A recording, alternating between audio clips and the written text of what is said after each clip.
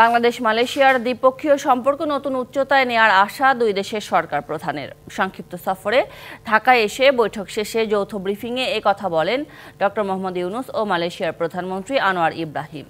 এ সময় নানান জটিলতায় মালয়েশিয়ার যেতে না পারা শ্রমিকের বিষয়টি বিবেচনার আশ্বাস দেন আনোয়ার ইব্রাহিম। রোহিঙ্গা প্রত্যাবাসন সহ বেশ কিছু নতুন চুক্তি ও সমঝোতা স্মারকের বিষয়েও আলোচনার কথা জানান তারা। কয়েক ঘন্টার সংক্ষিপ্ত সফরে দুপুরে ঢাকায় আসেন মালয়েশিয়ার প্রধানমন্ত্রী আনোয়ার ইব্রাহিম। বিমানবন্দরে তাকে লাল গালিচা সংবর্ধনা দেয়া হয়। স্বাগত জানান প্রধান উপদেষ্টা ডক্টর মোহাম্মদ ইউনূস। বিকেলে হোটেল ইন্টারকন্টিনেন্টালে একান্ত বৈঠক করেন প্রধান উপদেষ্টা এবং মালয়েশিয়ার প্রধানমন্ত্রী। পরে অংশ নেন দ্বিপক্ষীয় বৈঠকে। এরপরে অনুষ্ঠিত হয় যৌথ সংবাদ সম্মেলন। ডক্টর মোহাম্মদ ইউনূস জানান, দুদেশের মধ্যে মুক্ত বাণিজ্য চুক্তি, কৃষি, প্রযুক্তি, স্বাস্থ্য, শিক্ষা ও শ্রমশক্তি ইত্যাদি বিষয়ে আলোচনা হয়েছে। রোহিঙ্গাদের নিরাপদ প্রত্যাবাসন নিয়ে মালয়েশিয়ার সহায়তা চেয়েছে বাংলাদেশ। আমরা রোহিঙ্গাদের নিরাপদ প্রত্যাবাসনের বিষয়ে আলোচনা করেছি।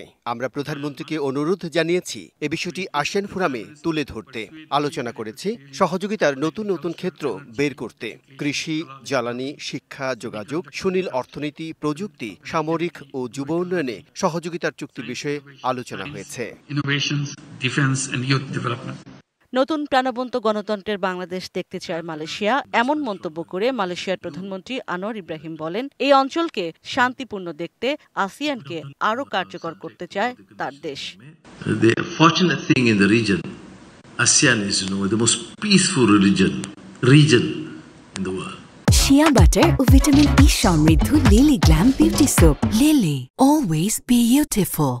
Fastest growth in terms of the economy.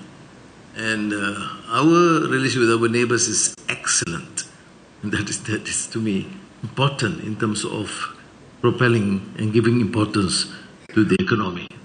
সকল আনুষ্ঠানিকতা সত্ত্বেও তারিখ সংক্রান্ত জটিলতায় 18,000 শ্রমিকের মালয়েশিয়ার যাওয়ার বিষয়টি বিবেচনারও আশ্বাস দেন তিনি। সন্ধ্যায় বঙ্গভবনে রাষ্ট্রপতির সঙ্গে সৌজন্য সাক্ষাৎ শেষে ঢাকা ছাড়ার কথা রয়েছে মালয়েশিয়ার প্রধানমন্ত্রীর।